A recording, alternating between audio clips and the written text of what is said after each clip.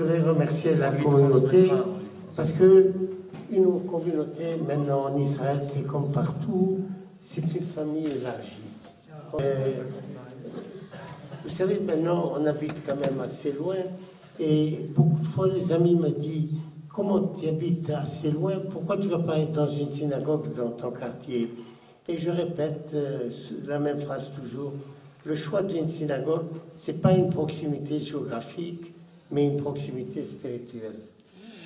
Pour moi, c'est ça une synagogue, et pour ça, je suis très content d'en faire partie. J'ai appris aussi avec bonheur que vous étiez dans un processus de jumelage avec la communauté de Neuilly. Et c'est pour moi, ça me donne une occasion de rentrer dans le vif du sujet quand je parlerai sur les défis.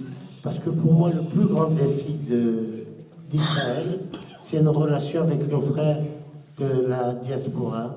Et par tous les moyens, et Dieu sait s'il faudra qu'on fasse des efforts, c'est de continuer à être une seule famille, aussi bien les Juifs d'Israël que les Juifs des communautés de la diaspora. Maintenant, au sujet de ma conférence, vous connaissez tous le sujet, elle se défend en 3 parties que je vais vous expliquer, mais je dois vous avertir avant tout que je souffre d'une maladie, je suis un optimiste chronique incurable. Et je le dis toujours. Et les événements des dernières années m'ont prouvé que je n'avais pas besoin de soins. Puisque tout va dans ce sens optimistique. Je voulais vous dire que les 3 parties, je voulais dans mon exposé, la première c'est Israël et le Moyen-Orient, que j'appellerai relation avec Ishmaël. La deuxième partie, c'est Israël dans la famille des nations, que j'appellerai nos relations avec Esav. Et la troisième partie, qui est la plus importante pour moi et pour Israël, que j'appellerai Israël face à lui-même, ou Israël dans les temps de Jacob, Israël face à lui-même. Donc voilà les 3 parties essentielles. La première et la deuxième seront assez rapides. D'abord parce que vous êtes tous plus ou moins au courant. Et la troisième, c'est celle qui est la plus importante, puisque c'est d'elle que dépend notre avenir. Notre avenir ne dépend pas dans nos relations avec Ishmaël et Esav, mais dans nos relations entre nous. Comment nous serons tous, les Juifs, à se comporter dans les tentes de Jacob, ou allées Jacob. Alors, je commence par Ismaël. J'ai assisté il y a quelques semaines à une conférence très importante au Centre d'études stratégiques de Jérusalem. Il y avait là-bas des ministres, il y avait des généraux, il y avait des professeurs. Et le sujet principal, qui est le sujet principal avec Ismaël maintenant, c'était Iran et Israël, la confrontation, avec un point d'interrogation. La première chose qu'il faut se féliciter, c'est que nous vivons maintenant une période où il y a un rôle très important aux États-Unis, c'est le rôle de Trump dans tout ce qui concerne le Moyen-Orient. C'est grâce à lui que le problème du nucléaire irakien va trouver une solution. C'est grâce à lui que les autres problèmes dans la région trouvent leur solution. Mais avec la Syrie, le problème est grave parce que nous avons mis une limite. Et les généraux qui étaient avec nous ont expliqué, et ils sont revenus sur cela. Israël, en aucun cas, ne tolérera pas une présence iranienne en Syrie, même si cela amènera à un conflit, à des réactions violentes de notre part, des frictions avec la Syrie, avec l'Union soviétique. Israël n'acceptera en aucun point que la présence iranienne devienne une présence fixe. Vous comprenez, si on a les Irakiens sur le Golan, c'est un grave problème. Iraniens. On les aura aussi, plus encore au Liban avec le Hezbollah, et ce sera un problème impossible. Donc, on doit régler ce problème au plus possible.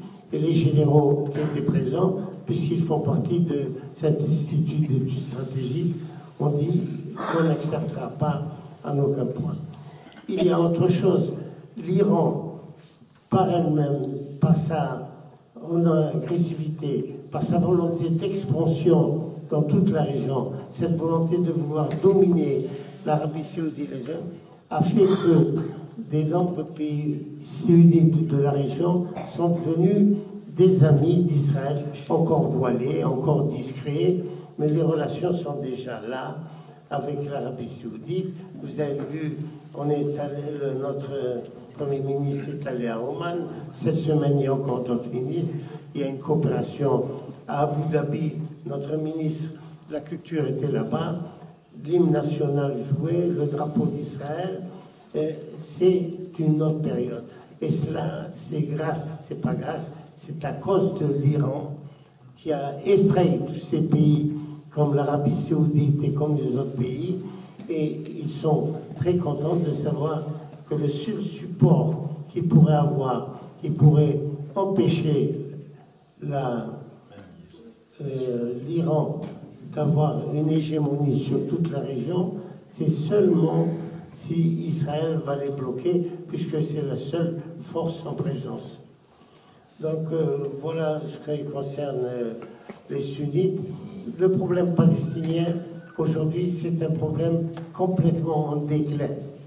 Vous avez vu, on va voir bientôt, il va venir le gendre de Trump avec un programme.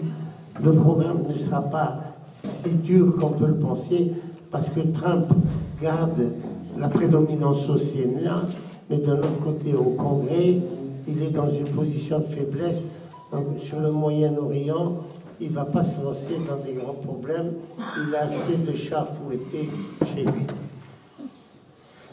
Donc, voilà, de ce côté, je peux dire que les problèmes avec Ismaël ne sont pas réglés complètement. Il reste le problème le plus important, c'est Jérusalem. Et sur Jérusalem aussi, la position d'Israël, pour le moment, avec le gouvernement actuel, est très claire et très nette. Pour nous, Jérusalem, c'est le centre, l'essence même de notre identité juive, et les concessions que le monde voudrait nous faire accepter ne se feront pas. Donc, Jérusalem, pour le moment, restera la base très forte de notre unité nationale. Jérusalem, c'est déjà la capitale d'Israël, c'est la capitale reconnue. Voilà que le Brésil va s'y joindre aussi, et d'autres petits pays. Aujourd'hui, Jérusalem, capitale d'Israël, est une donnée. C'est plus le centre de prière seulement. C'est toujours le vœu le plus cher. Nos regards sont tournés que sur Jérusalem, mais une position très claire, très décisive sur Jérusalem existe aujourd'hui. Voilà pour Ismaël. Maintenant, je vais vous parler d'Israël parmi les nations, c'est-à-dire Israël dans ses relations avec Esav. Alors, de ce côté, on peut dire aussi que depuis que Trump est arrivé, on a des relations spéciales avec les États-Unis, on a aussi des relations spéciales avec le Canada, et voilà maintenant que l'Amérique du Sud commence à avoir des positions beaucoup plus convenables envers Israël. Et cela malgré le fait que dans beaucoup de pays d'Amérique du Sud, il y a de grandes communautés arabes et palestiniennes, comme au Chili, comme à l'Équateur et comme en Argentine. Mais quand même, ces pays-là ont des positions d'Israël beaucoup plus ouvertes, beaucoup plus souples, et ne sont plus d'accord pour créer sans arrêt des majorités automatiques des Palestiniens envers Israël. Cette histoire de majorité automatique est en train de faiblir, il faut le dire, grâce à l'aide de Trump et aussi grâce à ces nouveaux pays qui ont accédé à l'indépendance depuis quelques années, comme tous ces pays de l'ancien bloc de l'Union soviétique. Vous avez des pays comme l'Autriche, comme la Hongrie, comme la Pologne, comme la Bulgarie. Il est allé cette semaine justement pour ça, M. Netanyahou. Ces pays qui de plus en plus comprennent le problème terrible, c'est l'envahissement des terres de Esav, c'est-à-dire en Europe, par Ismaël. Le réveil va être très dur. Ils vont avoir les Esav en Europe va se réveiller d'une manière très douloureuse quand ils vont apprendre qu'ils sont devenus, pour ainsi dire, les otages de l'islam. Et qui dit les otages de l'islam dit une dégénérescence, un accroissement de la misère, des tensions politiques dans ces pays-là. Et certains pays veulent se relever. Ils ont compris que cette fois-ci, il n'y a plus Charles Martel, comme en 732, pour les arrêter. Les Arabes sont déjà montés beaucoup plus haut que Poitiers. Ils sont en Suède, ils sont au Danemark, ils sont en Norvège. Et l'Europe commence à se réveiller. Et dans cette lutte-là, ils comprennent que le seul allié naturel, possible, viable et de confiance, c'est Israël. Il n'y a pas d'autre allié pour eux. Et ils commencent à comprendre cela, parce que sinon, on aura une guerre de civilisation. Ce sera tôt ou tard ce que prévoyaient beaucoup d'observateurs et d'analystes politiques, et on le voit, que cette confrontation va arriver. Les Européens s'en aperçoivent. Il y a encore malheureusement des présidents comme en France, Macron, et tout ça, et ils vont se réveiller aussi. Et plus ils attendent, plus le réveil va être douloureux. Donc de ce côté aussi, on a des alliances. Vous savez, la semaine dernière, il y avait à Tel Aviv, j'y étais pour un moment, un congrès spécial, le congrès de l'innovation. Il y avait là-bas tous les pays du monde étaient là présents. Beaucoup l'ont fait d'une manière discrète, mais d'autres pays, sans aucune discrétion. Au contraire, en manifestant, et c'est les pays, aujourd'hui, beaucoup doutent, si ce n'est pas la première puissance du monde, c'est la Chine. La Chine a envoyé son vice-premier ministre, vous avez vu, il était même au Kotel, il a embrassé le Kotel, il croyait que c'était la Grande Muraille. Et il faut voir la délégation énorme qu'ils ont emmenée. Ils avaient avec eux aussi le directeur de Alibaba. Alibaba, c'est une société de vente par Internet qui a dépassé de très loin Amazon. À tel point qu'ils parlaient là-bas, mais ce n'était pas du futurisme, que bientôt, pour les livres et pour d'autres produits, les gens recevront cela sur la terrasse de leur maison grâce au drone. Et lui, avec un interprète, parce qu'il ne parlait pas en hébreu, mais en anglais, toutes les conférences étaient en anglais, était là, et avec ses conseillers, et on voyait qu'il était venu pour nous courtiser, qu'il était là près d'Israël. Et il nous a expliqué que la Chine fait déjà des grands projets. Le deuxième port de Ashdod, qui est en construction, qui va être un des plus grands ports de la région, c'est la Chine qui va le construire. Ils sont aussi en compétition pour faire depuis Ashdod une voie ferrée, surtout pour les marchandises, qui ira jusqu'à Eilat.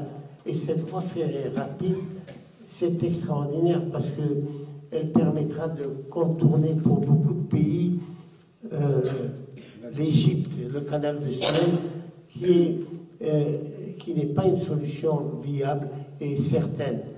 L'Égypte a des problèmes de terrorisme beaucoup plus qu'ici.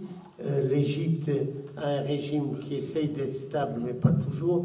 Et puis le canal de Suez, pour eux, c'est une source d'argent depuis que le tourisme a baissé dans tous ces pays et ils pratiquent des tarifs très exorbitants.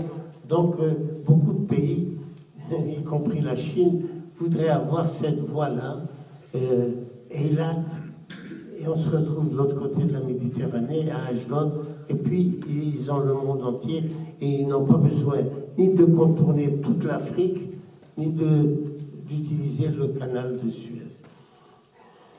Donc on voit que Israël, sur ce point de vue-là, est devenu un centre dans le monde.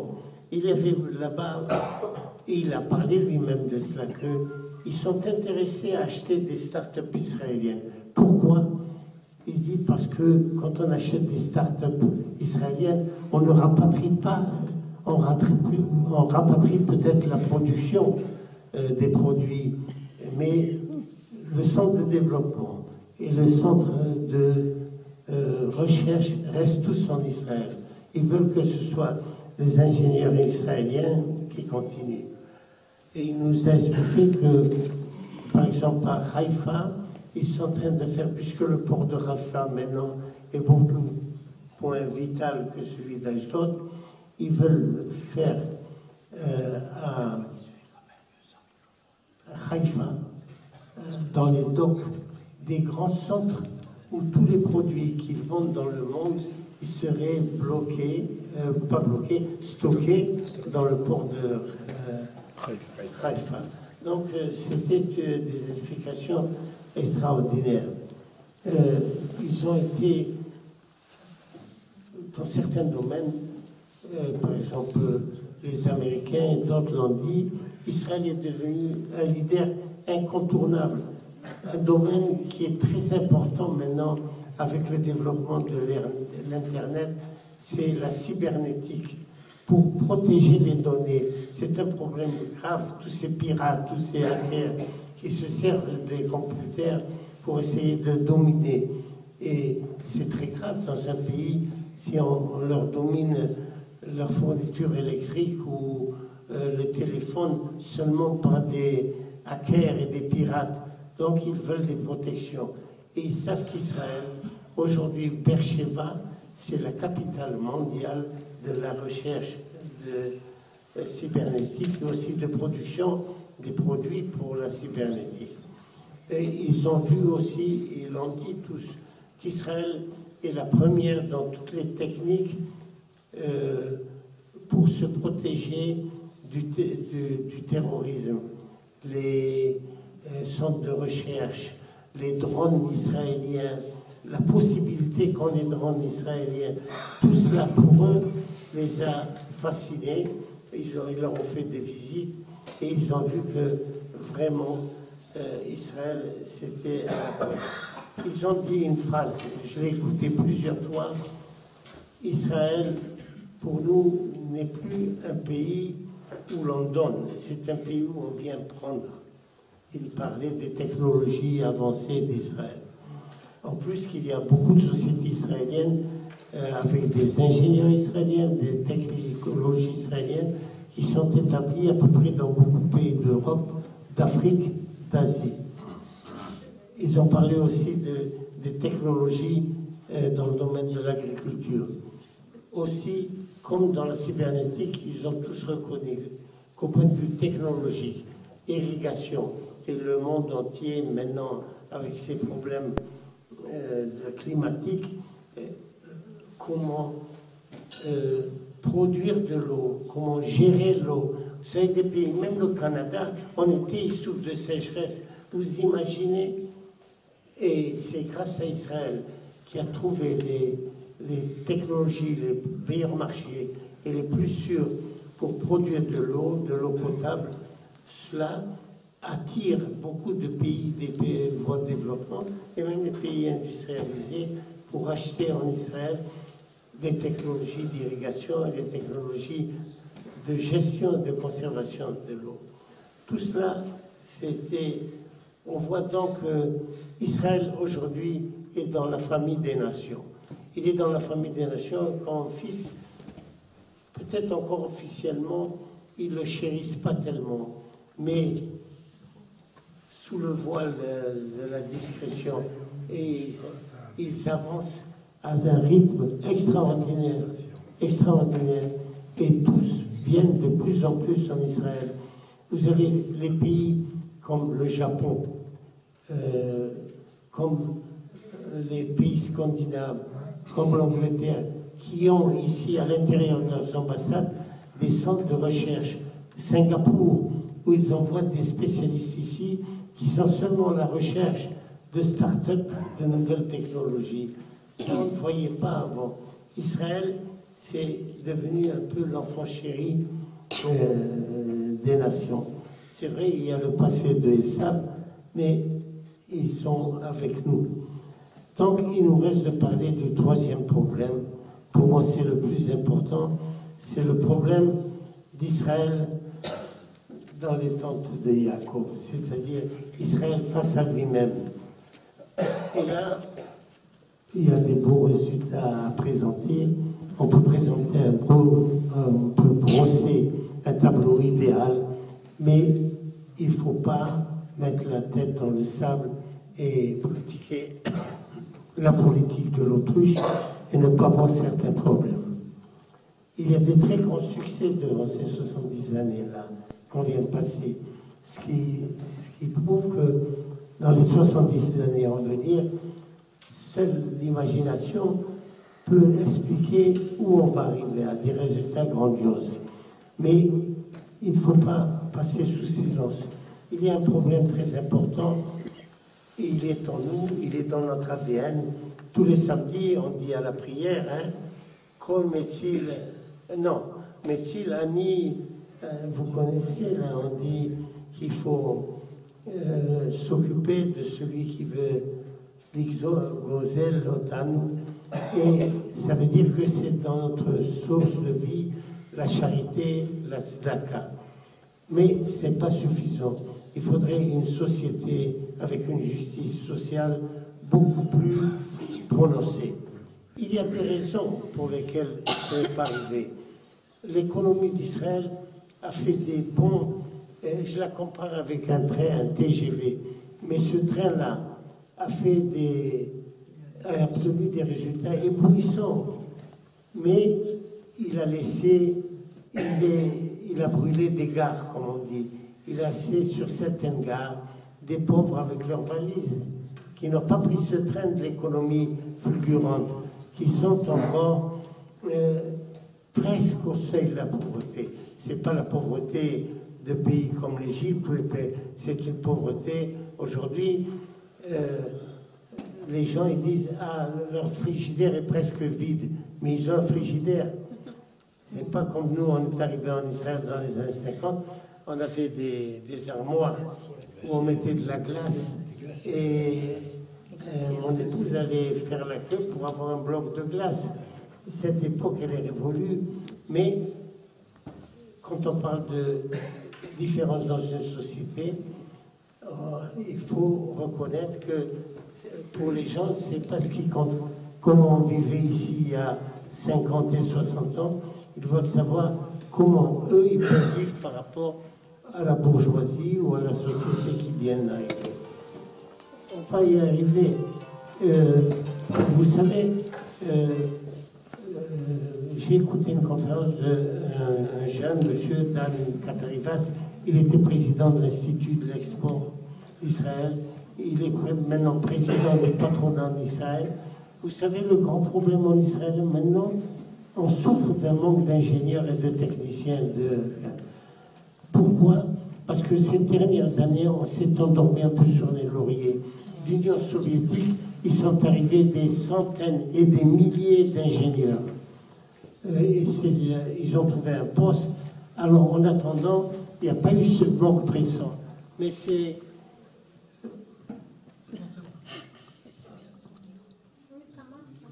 Ça marche, oui. Ces ingénieurs d'origine de l'Union soviétique, ils arrivent à l'âge de la retraite maintenant. Et on a des ingénieurs, mais il faudrait en nommer encore plus, d'en former. On fait tout pour former des ingénieurs en Israël. Il y a plusieurs écoles qui forment les ingénieurs. alors qu'avant il y avait le Terlion, aujourd'hui il y a une école à Cholon, il y a une école à Beersheba, formation d'ingénieurs, et c'est une grande avancée, mais ça ne suffit pas. C'est un problème très important. Et ce problème nous ramène au problème le plus important, c'est l'éducation. Au début, ce pays, quand beaucoup de gens sont arrivés avec une éducation secondaire et universitaire, vous vous rendez compte que jusqu'à l'année 77, jusqu'à l'avènement de Begin au pouvoir, l'éducation secondaire n'était pas gratuite en Israël. Les lycées étaient payants, les écoles secondaires, les collèges, et c'est seulement depuis 77 que l'éducation secondaire est gratuite. On a vu et on a pris l'exemple sur les Russes maintenant. Il faudra qu'on trouve en Israël un processus d'éducation, que même l'université, l'accès à l'université pour les familles démunies soit gratuit. On va être obligé d'arriver à ça. Maintenant, on a du pétrole, on a beaucoup d'autres sources, on a du gaz, et il faudra arriver à faire des prêts. Les gens paieront une fois qu'ils seront ingénieurs, qu'ils travailleront, peut-être ils rendront peu à peu, mais il faut qu'on fasse cela. Ce n'est pas possible de laisser la situation actuelle durer. Et on va le faire. Il y aura un système. Déjà, je vois, je ne vais pas prendre un exemple personnel, mais quand je vois que le Terlion, il vient dans une école primaire, il prend quelques enfants, dans ma petite fille, et il les forme en physique et en mathématiques, comme des grands déjà, pour essayer de canaliser déjà des jeunes avec des vocations. Et ça se fait dans une école religieuse. Ça veut dire que, aussi, on est en train de faire tout pour des gens du secteur orthodoxe, les canaliser vers une formation scientifique. On s'est aperçu dans le cours de ces 2 dernières années que, par exemple, dans la cybernétique, ceux qui sont très avancés, c'est des orthodoxes jeunes qu'on a recrutés dans l'armée et qui font un travail extraordinaire et qui apprennent très vite.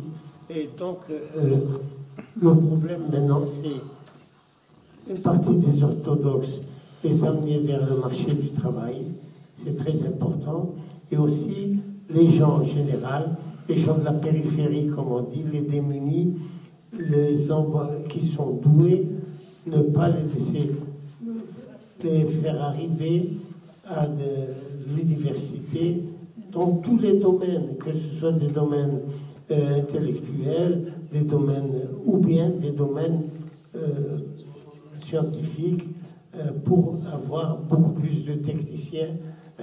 On ne peut pas parler de start-up si on n'a pas tous ces ingénieurs. D'ailleurs, cette année déjà, on a perdu dans ce domaine, parce qu'on n'avait pas assez d'ingénieurs. Vous vous rappelez, dans les années 50, on disait qu'Israël, c'était le premier pays au monde pour le nombre de docteurs pour 1000 habitants. C'est devenu une légende. Aujourd'hui, en Israël, il manque de médecins. Il y a, par exemple, vous vous rendez compte que tous les ans, on n'a pas pensé à assez d'écoles de médecins. Et c'est très difficile de rentrer par concours à l'école de médecine. Si vous pensez que tous les ans maintenant, il y a 60 étudiants qui étudient en Hongrie la médecine. Je ne parle pas de l'Italie, je ne parle pas de la Roumanie, je ne parle pas des États-Unis, où les plus doués vont là-bas. Mais c'est une perte très dangereuse, parce que beaucoup peuvent rester, une fois leurs études terminées, ou aller dans d'autres pays où l'équivalence est possible. Donc, c'est un problème très grave de former des gens dans le secteur médical, médecins, chirurgiens. Vous ne pouvez pas savoir le nombre d'hôpitaux qui travaillent avec beaucoup moins des normes de fonctionnement. je ne parle pas des infirmières ou des nurses. On pense maintenant faire venir des nurses des Philippines pour pallier à ce manque de personnel médical. C'est donc là que le bas blesse, qu'il faudra qu'Israël fasse des efforts, trouve des budgets. Et Israël maintenant, quand vous voyez les surplus de budget, vous voyez ce qu'on fait dans de nombreux domaines, Israël a l'argent.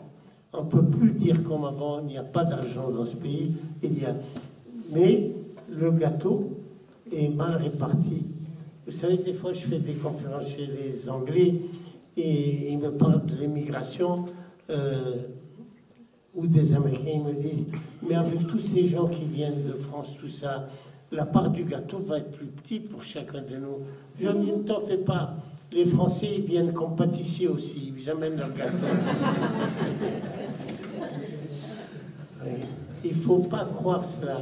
Israël, on va faire cela, mais aussi, il y a une deuxième chose, c'est l'éducation des Juifs dans la diaspora.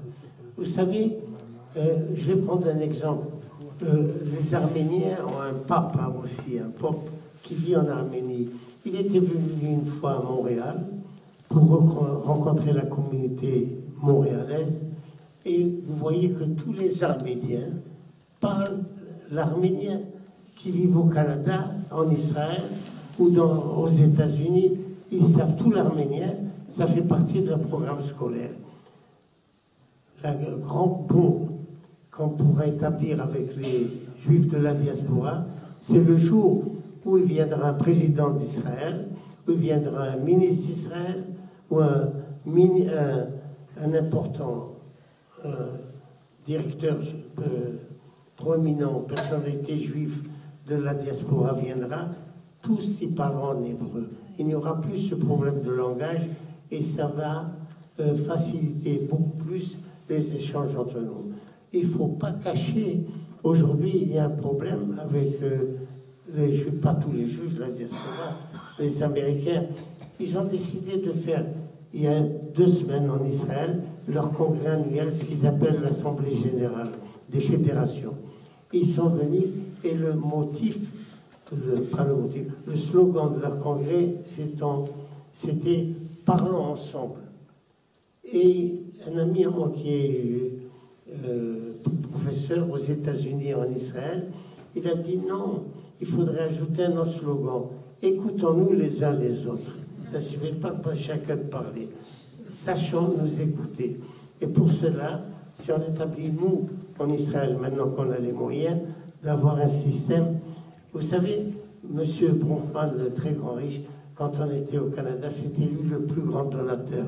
Et un de ses conseillers nous disait toujours, vous allez voir, on va arriver un jour où il y aura une Magbite des autres pays, d'Israël pour aider les autres pays. Ce ne sera plus les autres pays qui vont aider Israël.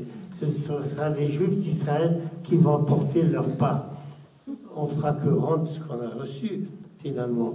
Et on a reçu beaucoup. Ce sont les Juifs de l'étranger, de la diaspora. Israël ne serait jamais, jamais arrivé à ces résultats positifs dans un laps de temps si petit. Jamais. Donc c'est grâce à eux. Et je crois qu'il faut se pencher maintenant sur ce problème. Nous, avec les Juifs de la diaspora, comment raccommoder les liens et en faire une famille telle qu'elle existe. Parce que de tous les alliés du monde, les seuls sur lesquels vous pouvez compter le plus jusqu'au dernier moment, c'est les Juifs du monde. Il n'y a pas d'autre solution. Mais il faut que nous aussi on comprenne, pour ceux qui veulent venir, que les riches et très riches ont déjà des maisons en Israël. Ils ont tout ce qu'il faut. Ils n'ont pas besoin de l'argent juif pour faire leur alia. Allez voir les belles maisons qu'ils ont à Herzliya ou à Ramat HaSharon. Mais il y a d'autres. Tous les juifs ne sont pas riches à l'étranger. Il y a des juifs aussi pauvres, démunis. Et c'est le devoir d'Israël de trouver les moyens pour qu'ils s'installent ici, une alliance réussie, qui ne pensent pas à retourner. Qu'on commence leur éducation, leur apprendre l'hébreu à l'étranger, d'envoyer beaucoup plus de professeurs pour enseigner l'hébreu, afin qu'on arrive à quelque chose. Je peux vous dire, j'ai fait moi 10 ans de bénévolat à Kiryat Menachem. C'est une des faubourgs les plus déshérités de Jérusalem. C'est déjà la 3e génération qui sont déshérités. Donc maintenant, il faut vite le faire. Et c'est pour que les gens qui vont arriver en Israël n'aient plus la velléité de retourner dans leur pays d'origine et de vivre en Israël. Il faudra revenir à la méthode des années. Quand je suis arrivé, c'est vrai qu'on a loué à tous les immigrants des appartements. C'était des cages à poules, c'était ce qu'on voulait, mais c'était un toit. Et il n'avait pas besoin, comme aujourd'hui, vous voyez, un des 2 salaires de ces familles de conditions moyennes est juste pour payer un loyer. Alors, on va aussi faire ça. Et on arrivera, je suis certain, à des résultats les plus positifs. J'ai eu la chance, cette semaine, avec les retraités du ministère, on a fait une visite très détaillée de Ashdod.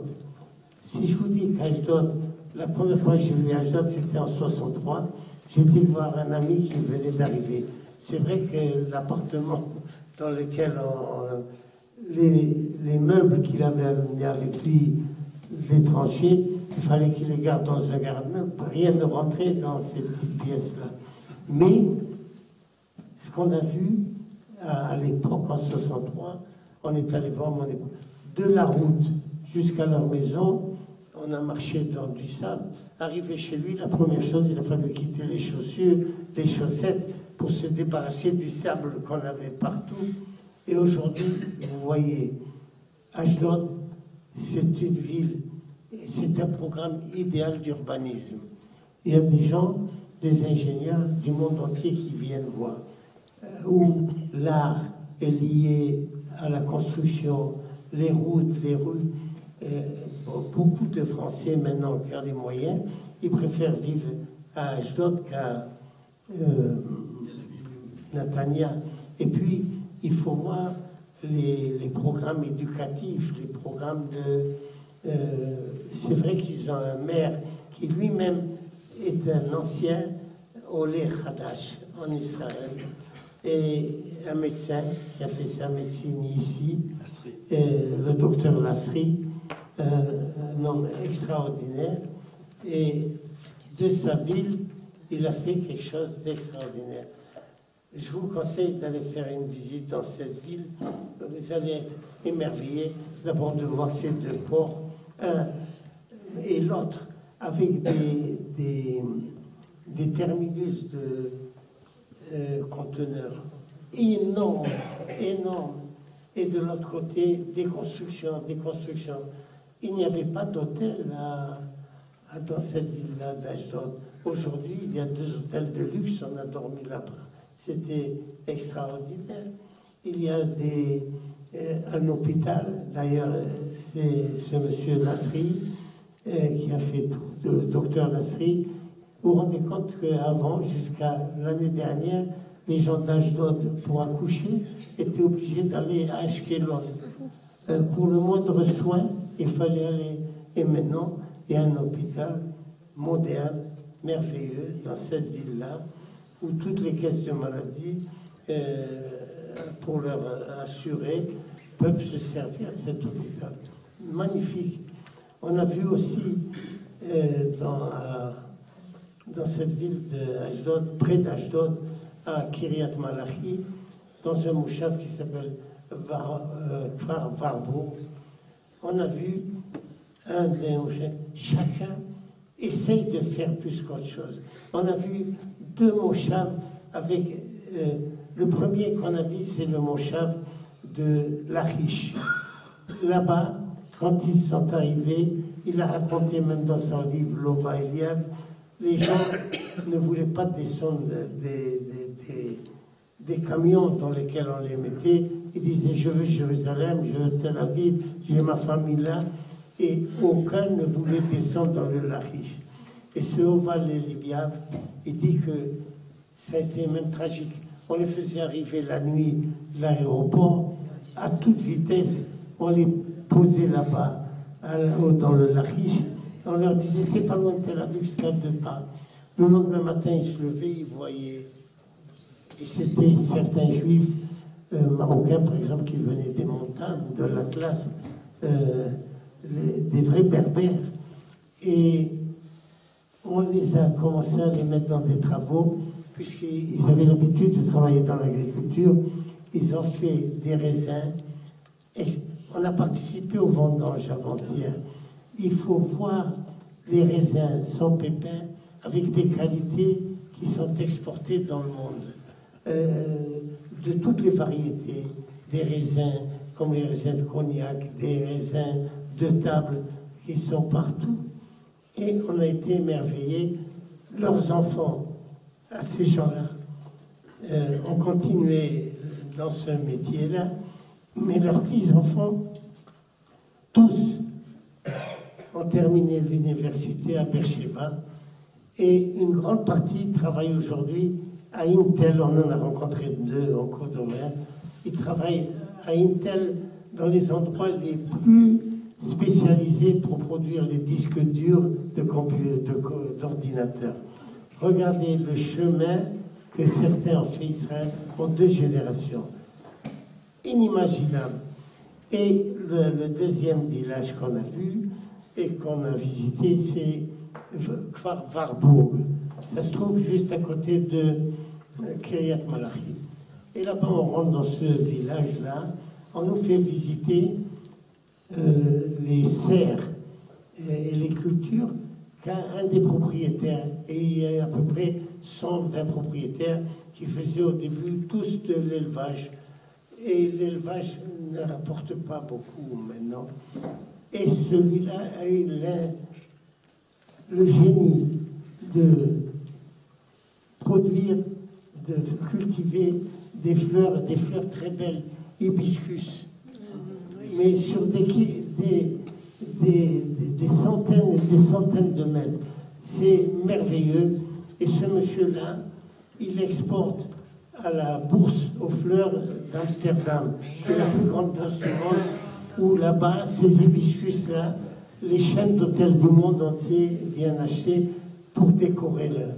Et lui, un entrepreneur, un gars qui est venu sans éducation, sans rien, aujourd'hui, il produit des confitures au parfum d'hibiscus, des glaces, un porto au parfum d'hibiscus.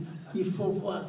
Et puis, les fleurs pour le marché israélien aussi, mais c'est sur des kilomètres. Mais le grand problème, c'est le manque de main-d'œuvre. Lui, il est obligé de faire venir des Thaïlandais. Et sans ces Thaïlandais, il ne peut pas travailler. Il ne peut pas. Il était déjà à 25 hectares. Maintenant, il est à 15 hectares seulement. C'est beaucoup en Israël, parce qu'il n'y a pas de main-d'œuvre. Donc, beaucoup de gens qui vous disent qu'il y a des problèmes, il n'y a pas de main-d'œuvre. Il n'y a pas de main-d'œuvre dans toutes les professions, dans tous les domaines. Il y a un manque de main-d'œuvre en Israël. Bon, comme je vous ai dit tout à l'heure, le problème prioritaire reste pour nous, les Juifs du monde entier, de renfermer ce lien-là. On ne doit pas construire des murailles, on doit construire que des ponts avec eux. C'est notre devise. En conclusion, vous voyez bien que je n'ai pas manqué de respecter la maladie que j'avais, l'optimisme chronique. C'est cette image que je veux vous donner. Et vous verrez, quand on va faire l'éducation à l'université, et ce n'est pas utopique, ça va se faire très bientôt, c'est là qu'on réussira à faire encore un bond plus grand que celui qu'on a fait durant 70e année.